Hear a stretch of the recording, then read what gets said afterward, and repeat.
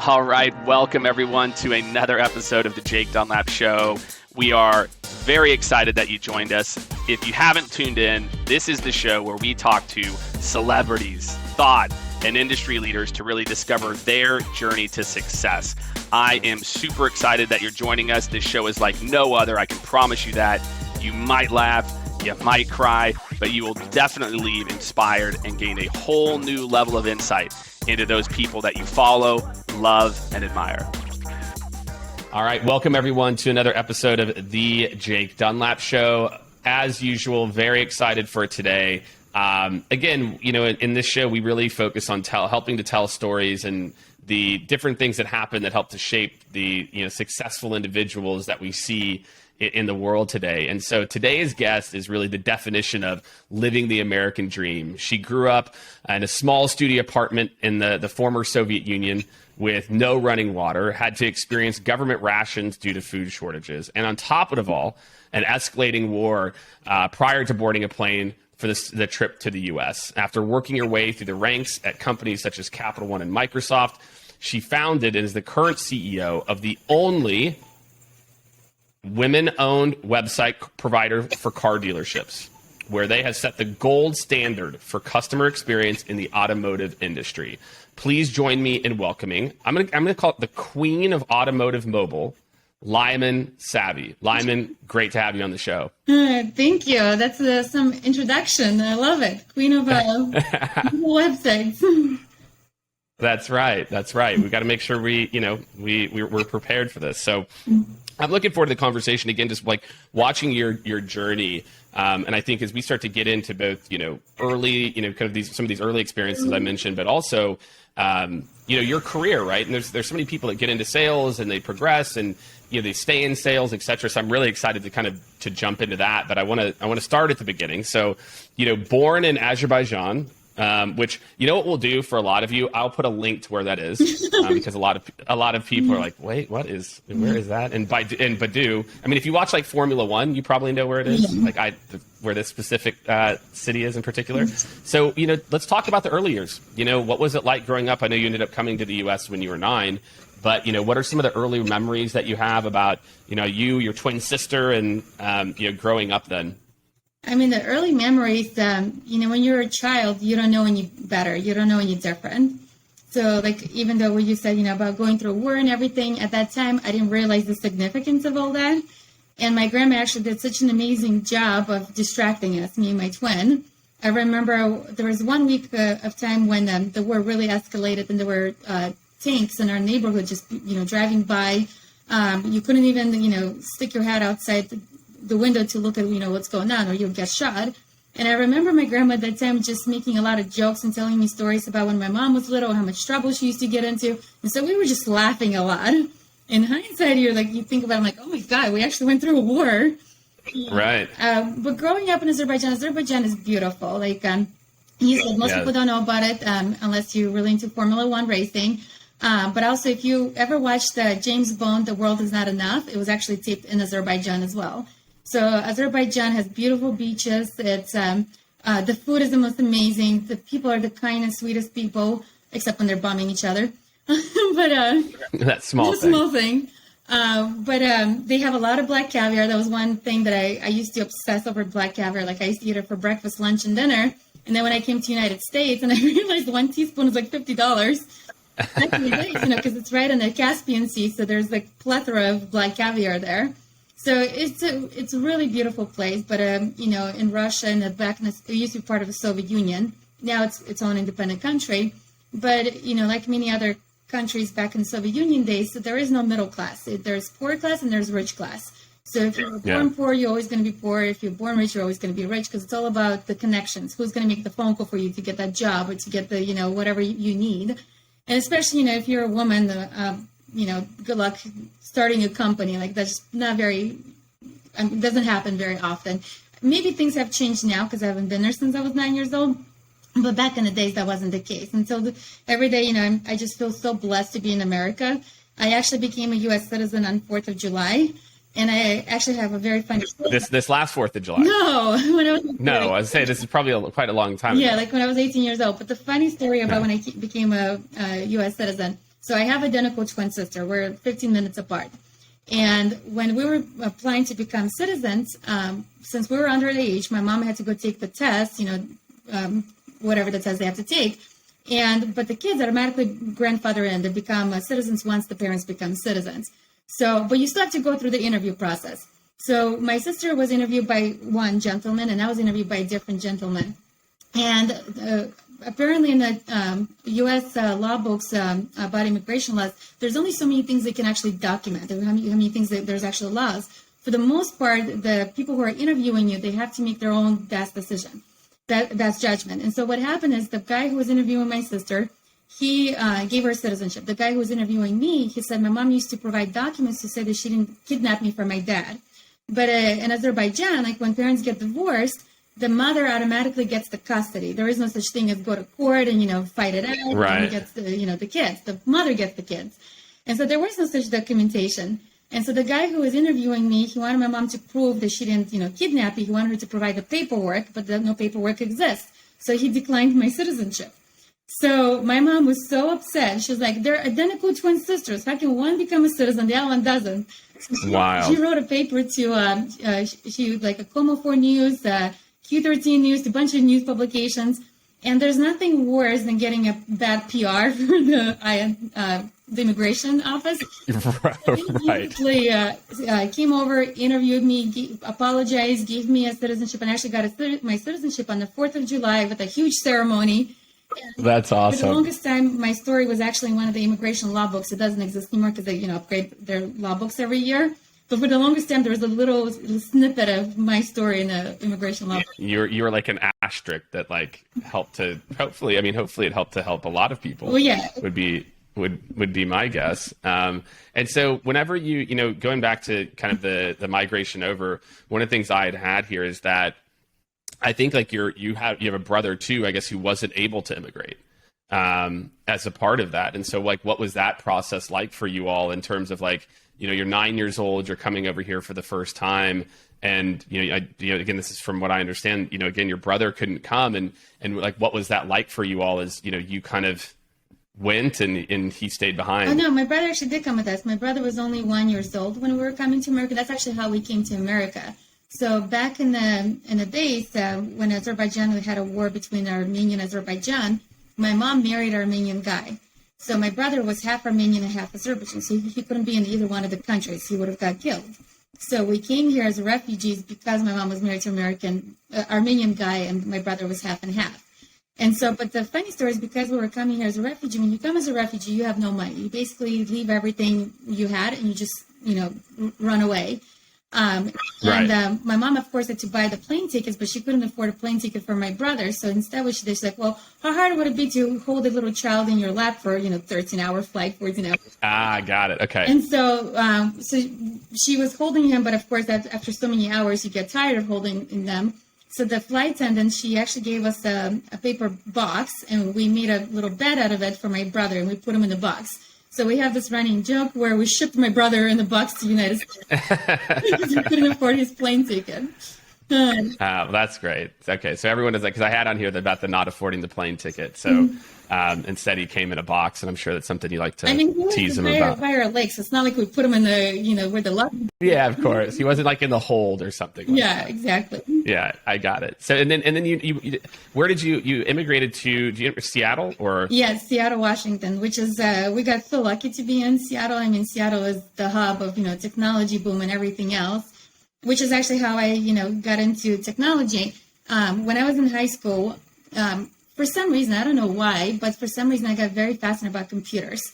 And the high school that I went to is in Bellevue, right next to Redmond, where all the Microsoft. Yeah, it's where Microsoft and everyone is. Yeah. Exactly. And so I started taking a bunch of computer classes back in the days, typewriting, because, we didn't have computers, we were typewriting.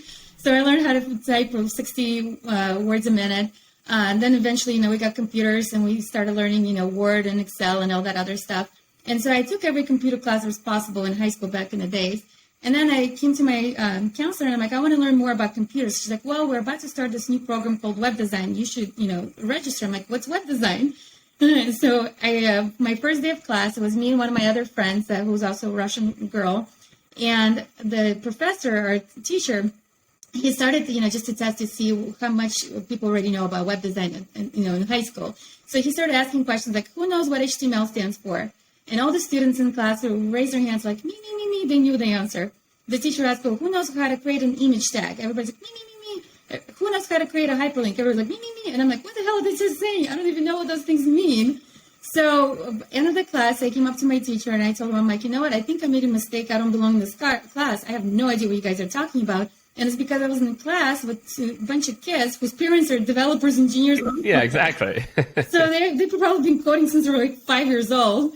So the teacher made a deal with me. He said, Lyamen, if you don't quit this class, if you stay in this class, you don't have to submit a single assignment. But if by the end of the quarter, if you could tell me that you've learned one thing, I'll give you an A. So at that time, I thought that was wow, that's a great deal. the best deal ever. I'm like, yes, deal, I'll stay. So basically, I spent that quarter in a computer lab, and I got very fascinated about how, you write a little line of code and things start to move on the computer screen. Like remember back in the days when it was like marquee on the screen? I mean, that was back in 1998, I think, when the World Wide Web was just starting to become a thing. And so then I just fell so in love with the web design that I actually became really good at it. So he gave me an A in that class, and then he said, hey, do you want to be a tutor the following quarter? So I became a tutor. And then once I graduated, class of 2000, naturally I went into web design. That was my first That's degree. awesome. And how did you pick, because you ended up going to Bellevue College and then to UW, what was it about, again, because, you did go into Web Multimedia, right? And so what was it? It sounds like, again, it's something like, what do you think it was about, like, design? Because then you went on to get a BA in management and operations, so you kind of started to learn both sides of it. But what do you think it was about, that computers or, again, learning web design that was so interesting for you? Well, one is that's how my brain works. I love playing a game of chess or checkers, when you have to think about 10 steps ahead where you're about to do and how the impact. So that's how coding is. So I just really love that part of it. But the other part of why I went to Bellevue College, because I was a refugee. It's not like, I could afford to go to Harvard or had connections. Like I remember back in my high school, there were a couple of students who were really obsessed with getting into like Ivy League schools, but they would like take on, a bunch of different after school activities, curriculums. They were straight A students with, president of debate class, president of this, president of that. But I had to work. Like I've been working since I was 12 years old. So, these Ivy League schools, they're not really set up for, refugees, poor families. I mean, they do have scholarships, but it's even more difficult to, get those scholarships. So I just thought it was just never in my cards. I'm like, I'm just going to go to community college and, but I really wanted education. Education was a non-negotiable for me. I had to have a degree. And part of that was because my mom, actually, she had me and my twin when she was 17 years old. So she never actually graduated even from high school. And she struggled all her life because of that. Well, one, she doesn't have college education, but two, she came to America, barely spoke English. And, she had 3 kids at that time. So I saw how much she struggled, and then that was non-negotiable for me. I had to have a college education, but of course I couldn't just go to, straight to 4-year university and pay, $50,000 a year?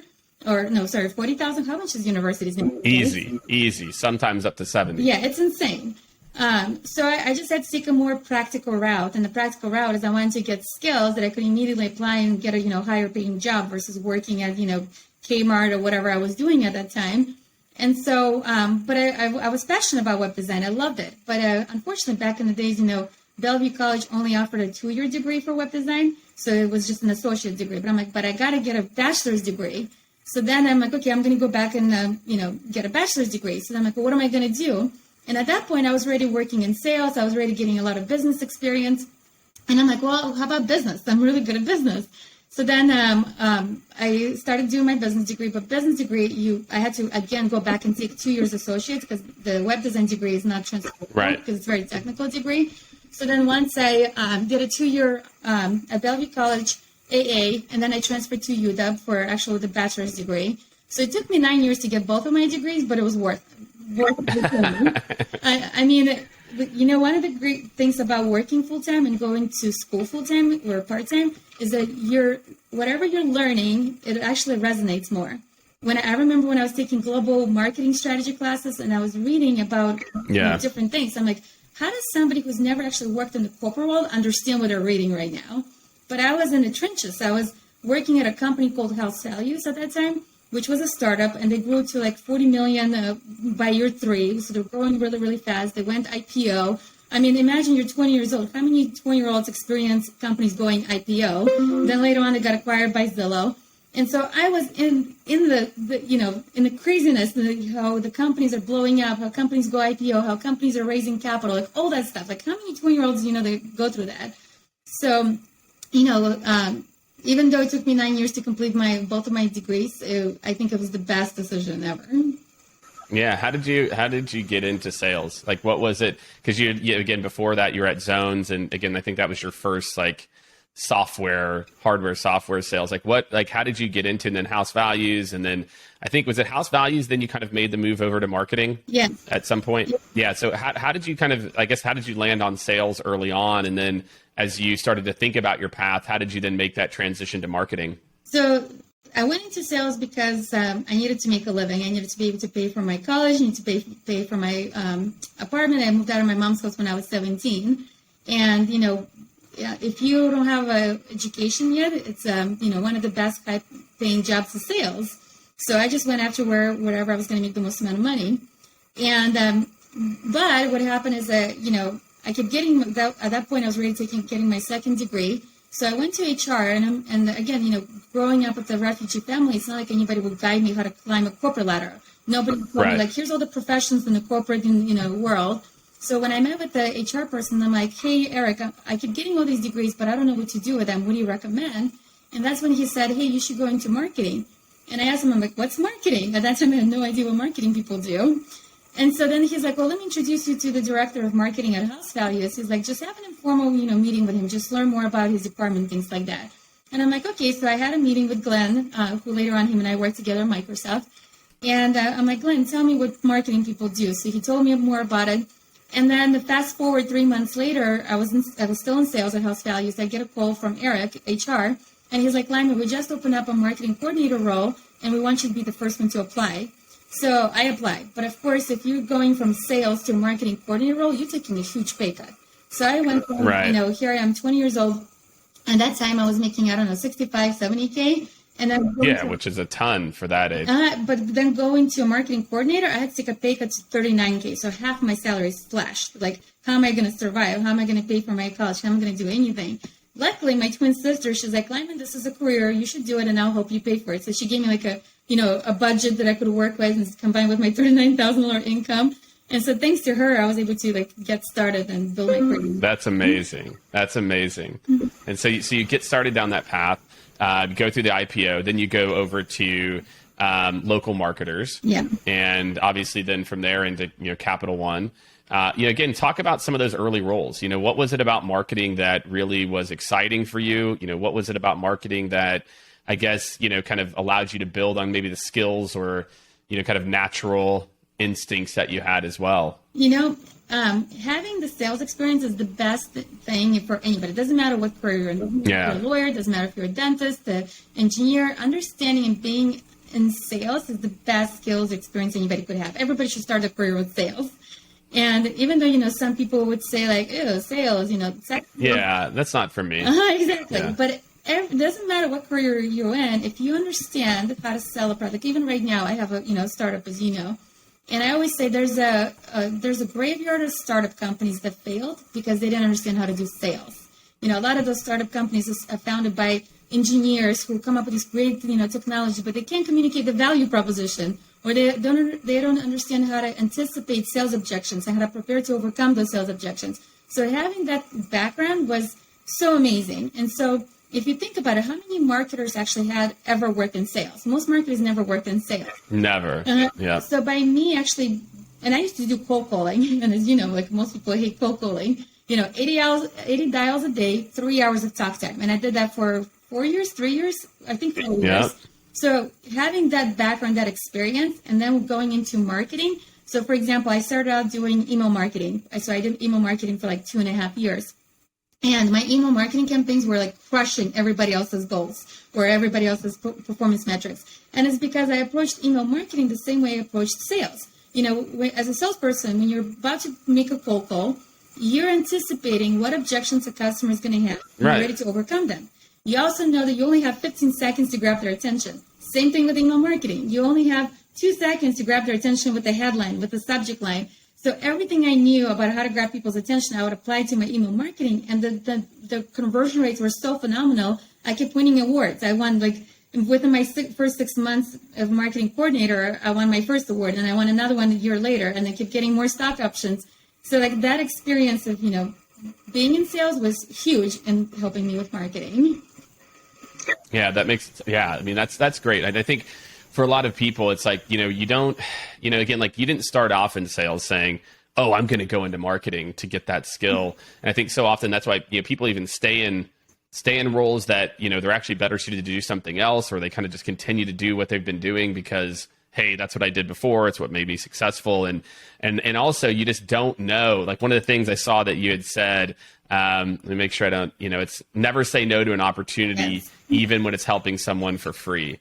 Right. And it's that idea of, like, never say no to an opportunity because you haven't done it before, or never say no to an opportunity that, could open a completely new door. I mean, again, even that move that you made, even though your sister helped you, I mean, is a pretty bold move for most people. And I think a lot of salespeople get stuck from time to time in sales, and they actually, maybe there's another path for them.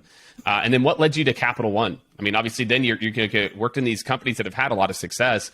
What then led you to, like that kind of big step up to Capital One?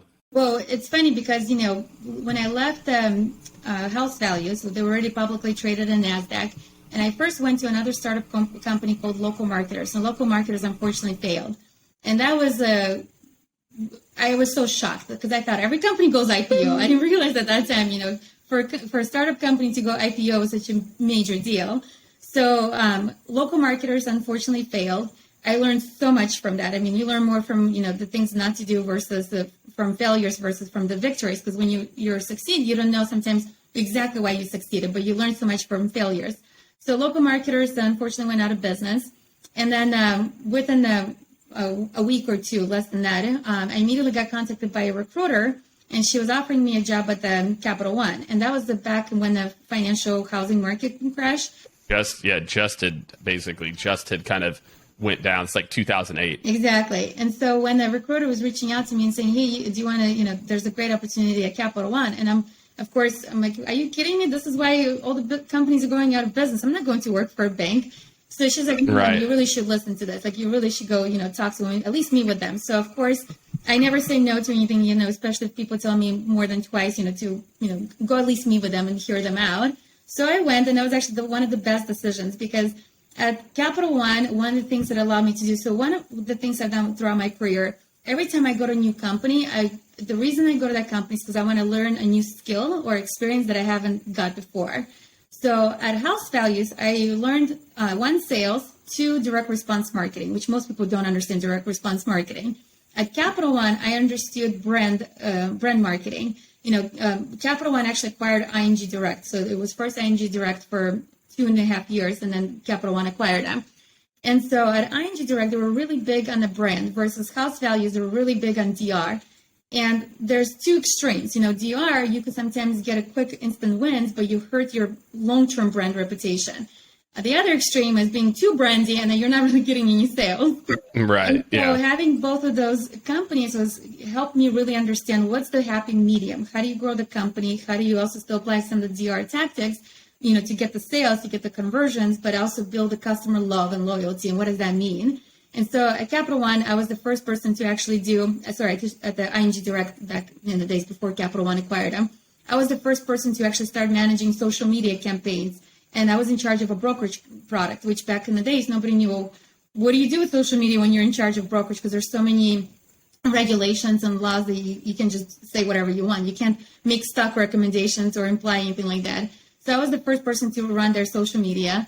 Then I started doing landing page optimizations, and that was a lot of fun. Learned so much about landing page optimizations. Then I started doing TV commercials and out-of-home campaigns. So I was there for about 4 years. And then after that, where did I go after that? Microsoft, I think? No, wait. Sinclair. I think you went to Sinclair for a little bit. Everywhere I've been. And then I went to Sinclair, which was actually a DataSphere, and they got acquired by Sinclair. So a lot of the companies I've been at, they either got acquired or went IPO. Only one failed so far. Knock on wood. And so with the DataSphere, I was in charge of their product, go-to-market. They were launching a self-serve product. How do you get customers to sign up directly online without speaking to a salesperson? So that was when I started learning self-serve model and doing self-serve customer acquisition. Because prior to that, it was all about lead generation. How do I generate lead to pass it to a salesperson to close? Versus this was how do I get customers to buy directly online without speaking to a salesperson? And so then the company got acquired, and I think that's when I went to Microsoft.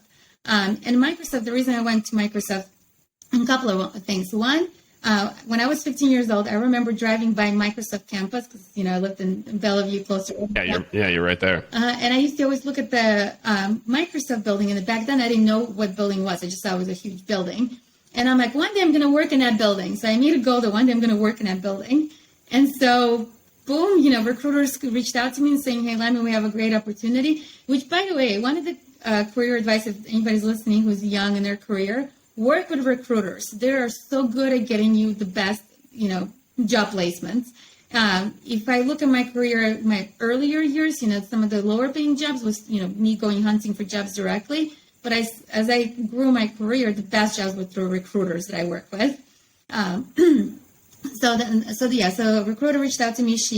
Microsoft at that time, they were looking for marketing people who are good at not necessarily direct response marketing, but who's good at customer acquisition.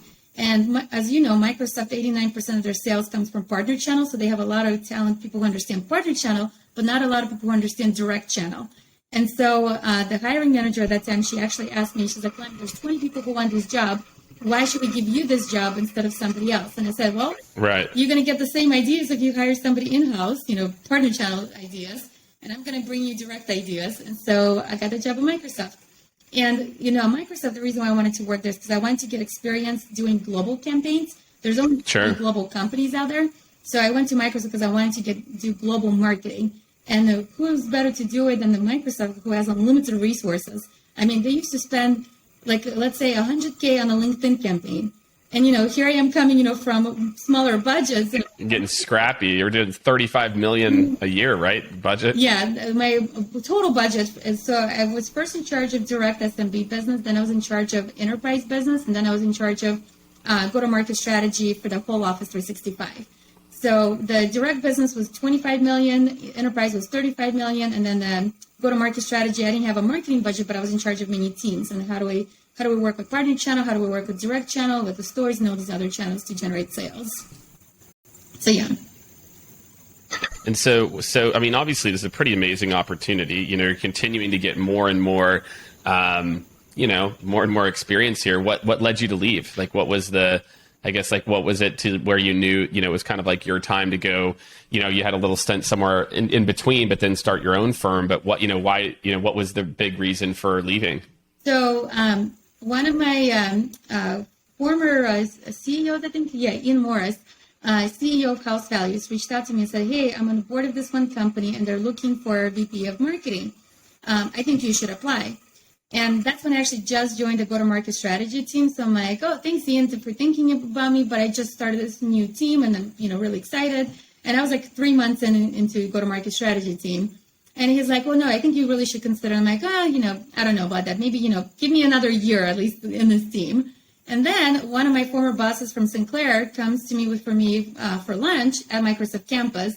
And I'm like, hey, Adam, there's this company who's looking for a VP. What do you think about it? He's like, oh, I know JP Whirling. We're really good friends. He's the CEO. He's like, you should definitely go apply. So I have this rule, if more than one person tells me to do something, I should probably really consider. So that's when I met with JP, the CEO. And it seemed like a really exciting opportunity because, that company at that time, they've been in business, I want to say 12 years.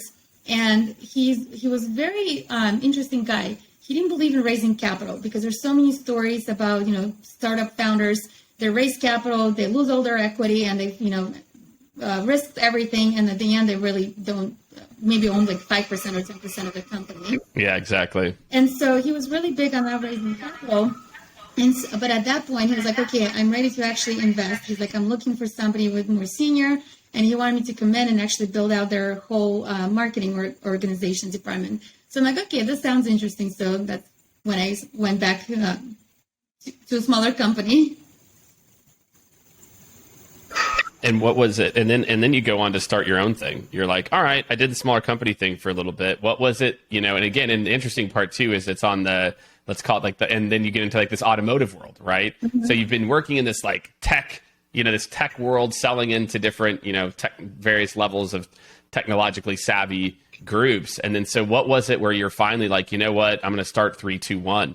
What made you again be, I guess, like, I don't know, excited or bold enough to be like, hey, you know what? Like, I'm ready to do this thing. Ignorance is a bliss. That's what sometimes what you don't know, it's actually the best way to disrupt the industry. What happened with 321 Ignition is I had a friend at that time who worked at a car dealership since she was 17 years old. And we were best friends. So like we lived almost like across the street from each other. And, it's very hard sometimes to find friends who are really into business. Like there's some people. 100%. Yeah. For them, a job is just a job. But she was one of those friends who we were both very ambitious, very, motivated. So she and I, usually late at night, we would go for little power walks in downtown Kirkland by the water. We would chat about business, how was your day at the dealership and things like that. And she was making a lot of money. She was very young. She was like 25 years old. And she had a huge condo in downtown Bellevue. Like how many 25-year-olds have, multi-million-dollar condos in downtown Bellevue? And she's worked at a dealership since she was 17 years old. And people always wonder, like, how is she making all this money? Because nobody really understands automotive. Like, automotive is like, what, 6% or 7% of our GDPR? But nobody wakes up one day and says, today I'm going to be a car salesman. There's such a negative stigma around it. And so she and I would just keep, having little conversations about, her day in the life at a car dealership. She became a COO for that car dealership. And so she would constantly, tell me about all the horror stories with her marketing agencies. And the more and more stories she would tell me, I'm like, I don't understand why you guys are doing this. I don't understand why you guys are doing that. So then one day she's like, Lyamen, can you please come over to my dealership just like, one Saturday, spend like 4 hours, just look at the things we're doing there. Tell me, all the things we're doing wrong. And so I'm like, okay, fine, let's do it. So this is an example where I never say no to anything, even if I'm doing things for free when I could be having fun, because throughout my experience, and I'll tell you another story in a minute. But anyway, so I came to her dealership and I started auditing her agency's marketing campaigns, how they were spending her budget. And I noticed that they were lying to her about fees. They would never send her Excel spreadsheets. They would send her PDF files with a lot of data that she could not actually calculate and see how they're actually charging her, things like that. Right. It's like just smoke and mirrors. Oh, so much shady activity. It's not even funny. So wow. Then after I started auditing her reports, and I'm like, well, wait a minute. Out of $50,000 per month in advertisement, you guys are only spending $400 on Google ads, but then you guys are spending thousands of dollars in YouTube ads. Why are you guys doing that? And that's when she started telling me that's what my agency recommended. And you and I both know, like, Google search is lower funnel, YouTube is like upper funnel. Like if you only spend $50,000, you're not doing upper funnels. Like when I was at Capital One and I was doing TV commercials, I was spending $3 million a month, and we increased our brand awareness by 1 point. A person spending only $50,000 a month, they're not going to increase their brand awareness. So this agency was completely lying to her and then, doing things the right way. And then I'm like, okay, you should be doing more Google ads. So I launched the Google ads for her campaign. And then just to help her out. Yeah, just to help her out. I wasn't charging her anything. We were just best friends. And then I noticed, I'm like, well, wait a minute. The majority of your traffic to her website is coming from mobile. And I'm like, and I looked at her website. I'm like, you have a horrible, website for a mobile device. And then I tried contacting her agency, her web design agency, and giving them feedback, and they couldn't do any of it. And what I've learned is that in the automotive industry, these websites are e-commerce websites. And when you're building e-commerce website, it's millions of dollars to build it. Right. So what those agencies do, they convert it to a software. They basically build a software that will be easy and becomes a SaaS product. So that it's easy to onboard a dealership, so the cost to onboard is low, but they invested all the money into API integrations, all the money into the features the dealerships need and things like that, and then charge them a monthly fee. So she was spending about $1,500 per month on a website that barely performed on a mobile device, but that's where a majority of her traffic was coming from. So then I'm like, well, maybe she's just using a really bad, cheap provider. Let me see who else is out there. So I started researching for her to help her out who are the good website providers, because she didn't even know what to ask, what to look for. And that's when I realized that all of them are really, really bad, because one of the things in automotive is there's a technology legacy problem. The older the technology, the harder it is to innovate. And as you know, Jake, if you're a startup company and you want to go raise capital to disrupt an industry, some industries are hard to get capital because the industry is too small. And so in automotive, there's only there's about 20,000 used car dealerships. There's about 17,000 franchise dealerships. So from a VC perspective, they're looking for the Facebooks of the Googles of the world, so they're not really going to pay attention to the automotive. So because of that, there's a lot of companies who've been in automotive for a very long time. They have a very old technology, and there's not a lot of new companies coming in to disrupt or compete with them. So they're kind of sitting on their laurels. They're just collecting paychecks. So that's when I decided to do it myself. And boy, this is where ignorance is a bliss comes in, because starting a company in automotive is so hard. Oh, I can imagine. Talk about like old school, right? And been doing things the same way for a long time. Yeah. Well, pandemic was the worst thing that could happen to our civilization, to our society, but it did actually help a lot of these legacy industries to actually start going through the digital transformations. We're 10 years behind. Yeah, and so let's talk about it. So it's now been 4 years. You started in 2018. You've kind of went through the peak of COVID, and now, again, a lot of these dealerships, right? Like they can't even keep cars. They can't even get the car before it sells. Oh yeah, right. And so, tell me, what are some of the trends? As we start to kind of talk about 3-2-1 and the experience there. Maybe we'll actually, before we go into the kind of trends that you're seeing, what's the journey been like for you building the company? What is that, from, I think you and DJ started it, you guys had worked together before, and what's the journey been like for you from, being a senior member as a part of teams to now building a company? Yeah, so DJ and I, we've known each other since Capital One days, because before Capital One actually acquired ING Direct, he was the creative agency ING Direct used. And then, of course, when Capital One acquired him, he started working with Capital One. And so DJ's agency, Head Adam Partners, they're one of the only agencies, quite frankly, that I've come across in my 20 years of doing marketing who understands direct response marketing. Most agencies, they're either really good at, brand stuff, or they just understand DR, but very few understand both. So even when I went to work on Microsoft, they used to use another company, maybe I shouldn't name their names, and I had to fire them because they really did not understand digital. How do you build a banner that gets people to click on it versus just, brand impressions and things like that. So DJ and I, we've been friends for a very long time. And so when I came across, all these legacy website providers for automotive, I showed it to DJ just casually. I wasn't thinking we're going to start a company together. I was like, hey, DJ, look what I just found. And he looked at it and he's like, Lyamen, are you serious? He's like, we could do a better job than that. I'm like, yeah, I know. He's like, well, why don't we do it? I'm like, really? He's like, yeah, stop whatever you're doing. Let's start this company together. And I got very, very lucky, Jake, because most founders, when they're thinking about starting their first company, they have to go scramble and barely go find some, friends and family rounds funding, maybe, work with no salary or anything, just barely getting by. Right. Versus DJ, he already had a very successful Head Adam Partners agency. So he's like, Lyamen, what do you need? Do you need developers? Do you need UX UI designers? Do you need copywriters? Here you go. What funding do you need? Here you go. Just go run with it. So him and I became 50-50 partners, and I was the sweat equity, who was the resources, the investment, and we started building 3-2-1 Ignition.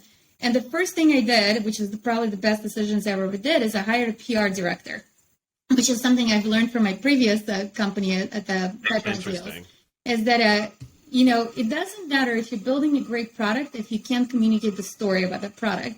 So the first thing I did is I hired a PR director who used to work for Subway. And as you could imagine, all the crazy stuff she went to Subway. Yeah, of course. Yeah, right about them too.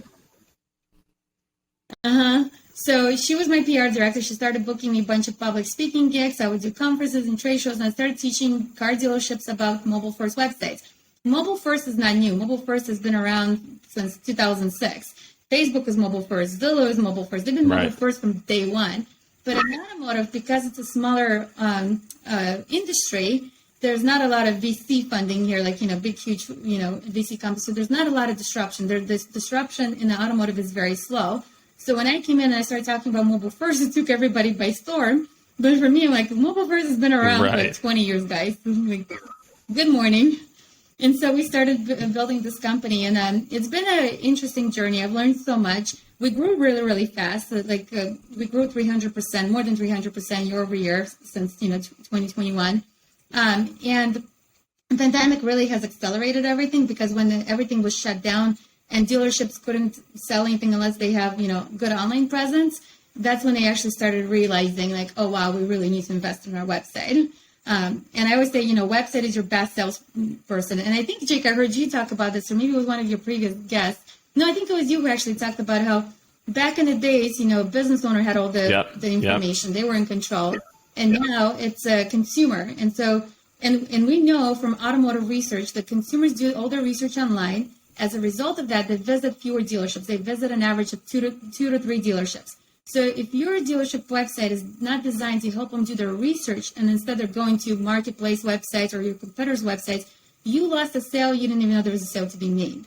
And that's the problem that we solve for. And it's pretty amazing. Like when I talk to dealerships, and I usually ask them, I'm like, hey, Mr. Dealer, John, let's say, John, what do you think is going to help you get more sales? They all think they need to spend more money on marketing. And I'm like, really? So you think you need to spend more money on marketing? And I'm like, let's look at your website and how that's converting. And none of them, for some reason, think about a website. It's like, imagine if you're in sales, you have a bunch of customers coming to your dealership, but your salespeople can't sell them a car. Is the problem with marketing driving traffic because you have bad salespeople? Yep. Same thing with the website. And for some reason, it's just that concept is a new. Well, they're used to that hand-to-hand combat, right? They're used to like, well, you got to get him down here. Like, can't give him any information over the phone. Got to get him down to the lot, right? Like, that's how they were probably trained too, right? Yeah. Like they were trained to say, like, you get him down here, you get him to test drive, and that's how it is now. And now people buy cars without ever having test driven them. Oh my God, I have a really funny story. So one of my dealerships, I'm not going to name names in case they hear this. So one of the tools our website platform has is called Schedule a Test Drive. And if you go to any of our competitors' websites, their Schedule a Test Drive is just a basic form. And then once you fill it out, it says, thank you, somebody will contact you. Our Schedule a Test Drive tool, first, so we actually copied the user experience from Redfin. So when you go to Redfin, it says, tour this house, next available appointment in so many, at 2 o'clock. And that's exactly how our Schedule a Test Drive works. So then once you book your appointment, it says, thank you, Jake, we'll be waiting for you.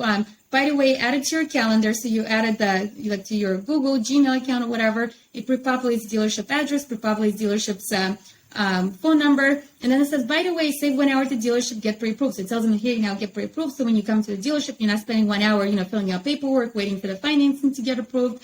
So one of my dealerships, he calls me up one day and he's like, hey, Lyamen, we need to remove Schedule a Test Drive from the website. I'm like, what happened? And he's like, well, consumers are showing up to do a test drive and the vehicle is sold. And my BDC department never called them to confirm an appointment. I'm like, wait a minute, Jacob. I'm like, so let me get this straight. So consumers showed up to your dealership without you having to chase them down and say, hey, when can you come to the dealership? Yeah, let's turn it off. I can't take it. It's too much. I'm like, instead, maybe you should actually train your people. Like if the car is sold, hey, let's call them and say, hey, this car is sold, but I have something else. How far are you from the dealership? Can you get it now? Use it as an urgency, as a sales tactic instead. But their mindset is like, well, unless my BDC rep called them to confirm an appointment, why are they showing up? And then I read That's right. It's so programmed. Get a lead form, chase the customer down, get them in. Otherwise, it's too easy. I love it. Yeah, and I think again we're seeing that on the B2B side. It's not just it's just not this scenario, right, where they've been selling the exact same way with the exact same process for so long, and we're just not equipped in automotive and in B2B sales too for how do you deal and triage appropriately a more educated buyer. We have it's like. We used to have this one-size-fits-all process, and it was fine because people couldn't do that much research online. They couldn't get to a certain level of intent. And now, especially in consumer buying, like buying a car, et cetera, people, by the time they get to a human, they are way down the intent funnel. I mean, they are like, look, I've already compared these 3 cars. I've narrowed it down to you and the BMW. So this is what I'm looking for. This is my specs. Can I come in? And, they're not used to that. Like, well, let's talk about, it's like, save it. Like, I've already done the research, and we see it in B2B. It's the same thing that, some person might just fill out a contact us. Another person might have went and vetted 3 different software providers, went to their boss and said, hey, this is probably going to cost about XYZ. I'm going to set up demos and then set up time. And then you get on the first call and you're trying to qualify them. And it's horrible. Oh, the worst thing ever, Jake. I don't know who started this really horrible process of, let's pre-qualify before I put you in contact with the person who would actually, sell you something. As a busy CEO, if I'm submitting a request, to see a demo, whatever, don't ever call me to pre-qualify me. You just wasted my time. And the part of it doesn't actually even make sense to me, because when I was in sales, the hardest thing is to get a customer on the phone. So if you're on the phone with them, you close them. You don't say, hey, let me schedule another meeting with so-and-so. So whoever started, I think somebody wrote a book. It's exactly. It's called Predictable Revenue. It's by a guy named Aaron Ross. Aaron's a good dude. He didn't anticipate where the world would go. Let's put it that way. At the time, it made sense, but now it doesn't work.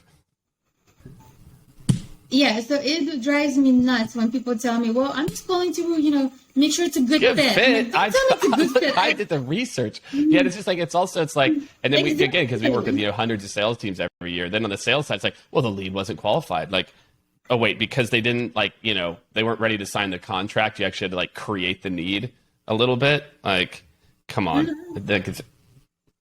I know. When salespeople complain about something like that to me, I'm like, would you like me to get on the phone and close a deal for you too? And you make the commission? Exactly. That's what I said too. I'm actually going to do it. I did a post on LinkedIn a couple days ago. Just to prove the point, I was like, all right, I'm going to pick 3 people and I'm going to run 2 demos for each of you. Just to show that this over focus on qualification has gotten is just become insane. Because again, like you said, as a CEO, someone coming inbound, it's like, look, I'm obviously somewhat interested. Just get somebody on the phone or just train those qualification people on how to have a value add conversation. So I walk away with something, as a part of it. Yeah. I mean, so I'm about to sign up for, I'm not going to name names because I know they're a really good company, but there's one salesperson I was talking to who just really drove me crazy. So I'm trying to figure out which plan I should sign up for. And I'm asking for his help. Can you please help me understand which plan is the right fit for my company? Here's more information about my company. And so he tells me about this plan includes this. He's like, well, it's really a personal preference. Oh my God, don't ever tell me it's a personal preference. I'm like, it's not a personal preference. You need to tell me why is one plan better for me than another? It's like, once I actually went to Best Buy and I was trying to buy a TV and I was asking a salesperson, can you help me understand, which TV I should, is the right TV for me? He's like, well, it's really a personal preference. I'm like, oh my God. Like what you were saying, right now, consumers have so much information. So if I'm coming to talk to a salesperson, it's because I want him to be the product expert. I don't want him to tell me it's a personal preference. That's it. That is it, right? That's what we want. I mean, as buyers more and more, that is becoming what sales is you have to have a better understanding of your competition than ever before. So you have an understanding of where that person's coming in from and maybe other frames of reference. And then, it's about being, you don't have, even if someone's 20, 30 years older than you or has that much more experience, it's not that you're smarter than that person or have more experience, but you better know more about that one little niche thing than 90% of the people you talk to, because that's what it is. And I'm sure for you, right? People know you as like, hey, if I'm thinking mobile or I'm thinking about better website, that's your focus. And so, Lyamen, as we kind of wrap up here, the kind of final question, that I always ask is just for you and for the company, what's new, what's exciting, what are you excited about personally going on in your life? What are you excited about for 321 down the road or for the industry? Oh my God, I'm excited about so many things. One, I'm excited that the masks mandate is going to be coming up pretty soon. I live in Austin, Texas. It's been gone for a year. So, in Seattle, it's one of the probably the worst markets during this whole pandemic. In 2020 started. In 2020, I spent my whole December and January in Texas. One of my friends lives in Austin, Texas. So I literally moved in with her. I'm like, honey, I'm moving in. Here's my luggage. I left Seattle for 2 months. So on a personal note, I'm excited about that eventually soon. From 321 Ignition, I'm just excited. We're now actually the next phase of our company. We're right now in the middle of raising capital to now accelerate our growth. The first 3 years, we were really focused on, customer adoption, really seeing if there's a product market fit. And we grew so fast and we've created such an amazing brand where people are now actually other vendors. I hear them on Clubhouse, doing presentations for their product, and they'll say, and one of our competitive advantages is we're mobile first. So I'm like, wow, now people are actually, other vendors are using the mobile first, tagline as a reason why they're better than their competitors. We built such an incredible brand and we've gained so much momentum that I'm so proud of my team. They're such hardworking people. And so now we're okay, we have a proven model where it's, stepping on the gas. And so we're raising capital. So I'm really excited for this next phase for 321 Ignition. And what was the third thing? Industry. What are the things in automotive? What are the trends that you're seeing or things within the industry that you're excited about? I'm excited for automotive to actually go through digital transformation. That's the part I'm really yeah. excited. I've got to imagine. I mean, you've got all these Carvanas, et cetera, like different variations of that popping up that, I think for the longest time is just ignoring. And I think now it's like, it has, same like real estate is another one that, again, is kind of going through that as well, that it's got to happen for people to stay relevant. Yep, exactly. And it's pretty exciting when you're actually in the trenches, like when you're actually part of that transformation, when you're part of the disruption. It's very, very exciting. Like every day I get text messages or emails or social media posts from somebody saying like, yeah, we're going to be just like you guys. And I'm like, that's it awesome. Just melts my heart. It's as this, as you know, Yeah. CEO, founder, startup, like you don't sleep.